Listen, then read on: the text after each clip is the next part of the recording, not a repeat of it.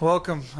Any day you can acquire a Hall of Fame level player is a good day for the franchise. We're very excited to announce the trade for Chris Paul. I'd first want to thank Patrick Beverley, who gave so much to the Rockets over the years. Was really the heart and soul of the team. It's tough to see him go. Sam Decker, tons of potential. Lou Williams, Cal Wilcher. Want to thank what they've done for the franchise. Also want to thank Mr. Alexander, who gave us the resources today to, I think, pull off how many trades we do? Six trades. Really put his foot forward to say, let's do everything to not only get Chris Paul, but also get the resources so we can continue to improve the team. It's a guards-based league. It's a weapons race in the NBA, and you're either in the weapons race or on the sidelines. And we felt like this is, with James Harden in his prime and Chris Paul in his prime, this gives us a real shot to chase the juggernaut teams that are out there, and puts us right there with them. So we're very excited to have Chris. He's such a unbelievable player, and so important for the league overall. And we think he and James and our core with Trevor and Eric and Clint and Ryan and Nene, we really feel like we've got something special here in Houston. I agree. The biggest thing for me is that the guys we lost, especially Pat. Any trade, you feel great about one thing and bad about another, and Pat's I probably coached 160 guys in this league, and he's one of the top 5. I mean, just his heart and his soul and what he does, and so it was joy. So you hate that, but Chris Paul is Chris Paul, and I've always thought Chris for the last 10 years been the best point guard in the league until I coached James, obviously. So it's great to have both of them. And the good thing about it, and a lot of people will question, well, how they play together. One's on the ball. You can go through all that. You can say what bad things, but then you can look at the good things, what they could do together, and outweighs the bad things. And it's a little bit like the USA basketball, or like Durant going to Golden State. You can sit around all day and say, why that wouldn't work. Well, guess what? It does, because they want it to work. And I know James and Chris want it to work. And that's all it takes. It's like USA basketball, when they all went there with all their egos and all stars in every team. Why does that work? Because they played for the United States. They didn't play for individual stuff or a contract or anything else. And I think James and Chris are both at that point in their career where that'll happen. And when that happens, you can't have too many point guards on the floor. You can't have too many smart guys. You can't have too many stars. And we just got to make it work. Open for questions. Daryl, how long have you been working on this, and when did it finally become like something that could happen? Well, we were talking to the Clippers about a potential July sign and trade if it got to that, but really, really. We can't advance the ball there. We always expected it to be in July, and then the Clippers reached out to us about the possibility of maybe a trade earlier might work, and we jumped at it. I think it was smart by the Clippers. It was a win, really a win-win type situation where we can acquire Chris early.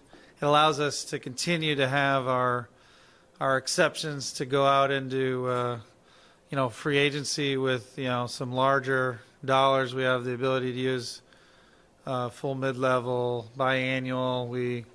What I mentioned about Mr. Alexander giving us all the resources. We were able to pick up players and also give ourselves essentially a traded player exception that's in the $11 million range. So gives us a lot of flexibility. Like in a year where we're going all in, it's important to have more resources. Whereas if you wait till July and you hope to sign Chris later after he has meetings with multiple teams, you don't know how those meetings are going to go. So when the opportunity to trade for him early, we jumped at it, came together quickly. We would have been down to minimums if we signed him in July. So, I think once you're close, and especially chasing these, super teams out there that we're trying to join, you have to keep your resources dry to keep improving the team, because it's not just to have James Harden. It's not just enough to have Chris Paul and Eric and Trevor and the great players we have, but you got to continue to have flexibility to get better again. So that was really the reason why an early trade was worth so much to us. That when you're at the 10-yard line, you got to be able to get yourself all the way to the touchdown and not just get stuck at the 10 with no more resources to upgrade the team. So that was a big part of the trade, and also wanted to thank Montrezl Harrell for what he did for us last year, especially when Clint was out. Did a lot for us. Actually, we were trying to keep him out of the deal till the last minute, and he got put in there. And I think all the young players we have in there, Decker and Harrell, who are younger especially, have big futures in this league. It's an obvious question, but how much did it play to impact James Harden's year? Make this Everything. Yeah, I thank Mr. Alexander, because that's front and center of me being able to do these trades today. But without James Harden, none of this happens. He's the reason everyone wants to be in Houston. Obviously we have an unbelievable organization and a great head coach that everyone wants to play for, especially guards. But really James Harden is the key and the reason. His unselfishness, and his ability to make other players better. And now I think we have the two best playmakers in the entire league on one team. I'm so excited to see it on the floor, with coaches' leadership, working with those players. I really think it's something special. Mike, how do you foresee those two playing together, two guys who've led the league in assists? How do you see it work out? I see Clint Capella being the leading scorer of their team. That's how I see it. He's He's going to be dunking left, dunking right. We'll have to figure it out a little bit. I've never, the more point guards you have on the floor, the better it is.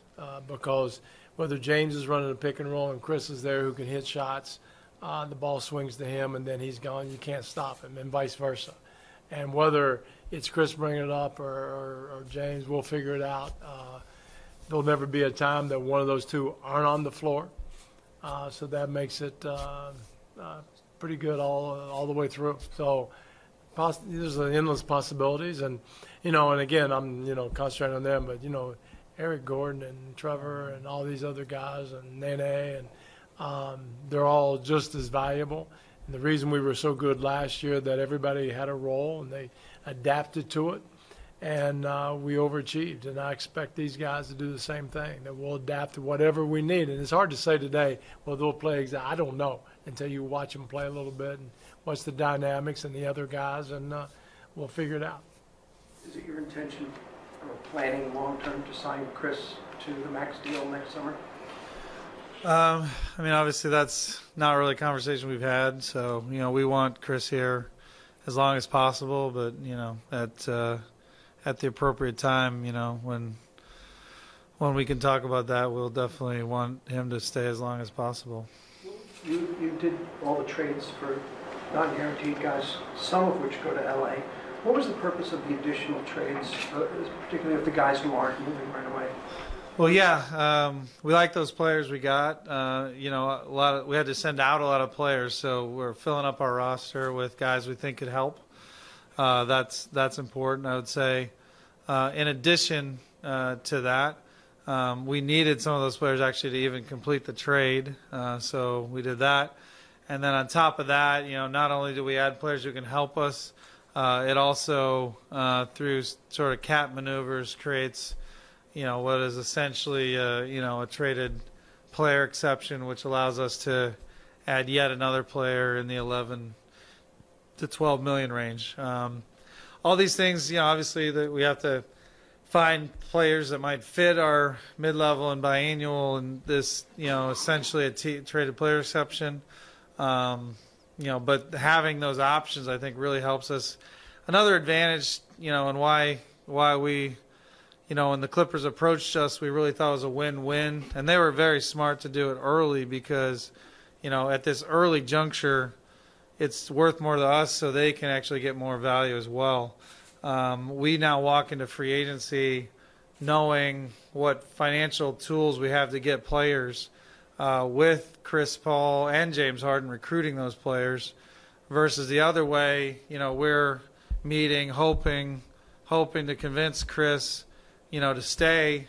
Hoping to convince Chris to come to the Rockets, and that's very different than on July 1, having them in hand, and now those players want to come play for two of the best playmakers ever.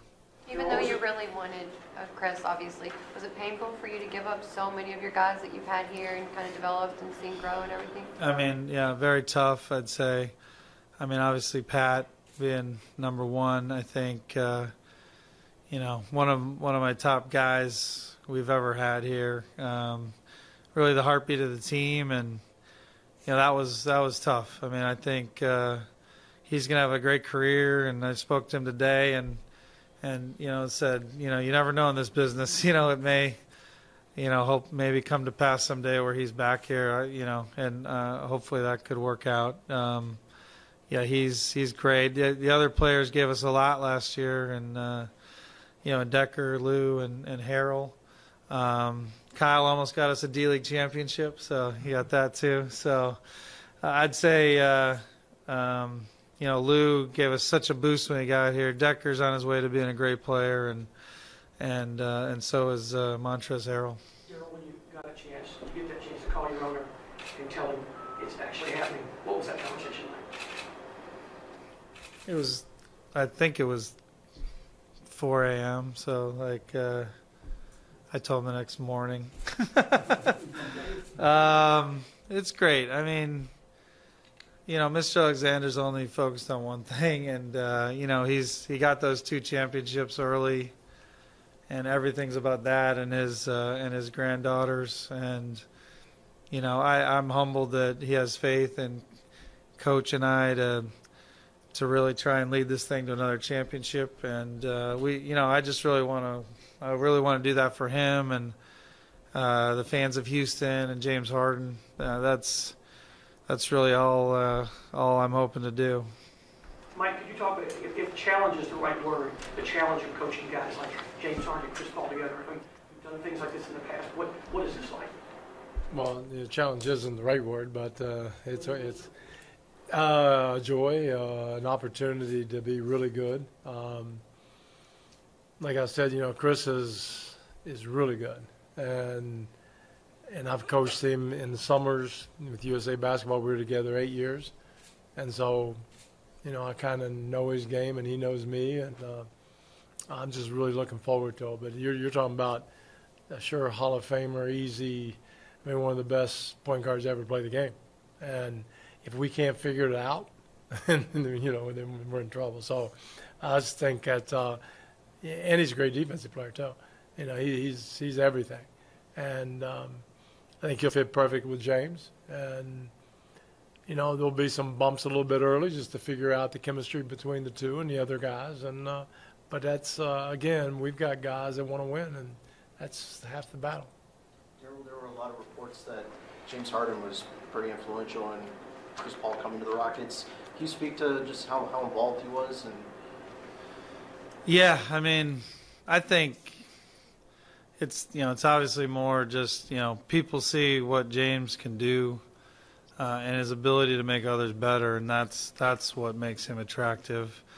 On top of that, through his USA Basketball experience, he's a guy everyone wants to play with on that team, and just I think the NBA today, you got to have one guy like James who's your foundation because it allows everything else to happen. If we don't have James, we don't have Chris. And, now that we have James and Chris, I think, people are going to look in free agency and say, hey, I'm going to, I can make this money there, but maybe for close to money, but not quite as much, I'm going to come to Houston and try and win a ring. So that's a big difference walking in July 1 with that kind of a situation versus, hoping after meetings Chris signs with us on July, 6th.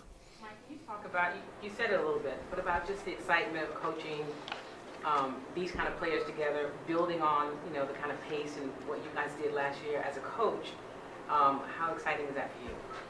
Very much so. Just a lot of possibilities, and the more, the better the players, the more things you can do. And, going back a little bit, players now get together. It's become a league where you just kind of sit back and who wants to play here, and they all get together and they come in mass. And I'm sure James was influential, but also Trevor and Ryan and all the good stuff that was going on. Pat, even just because of what it looks like on TV, and everybody knows everybody's business now.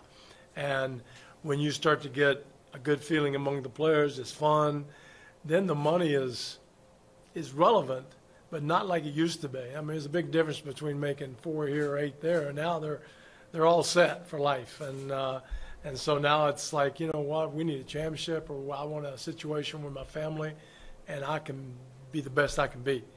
And I think that's what the players are now looking into more than anything.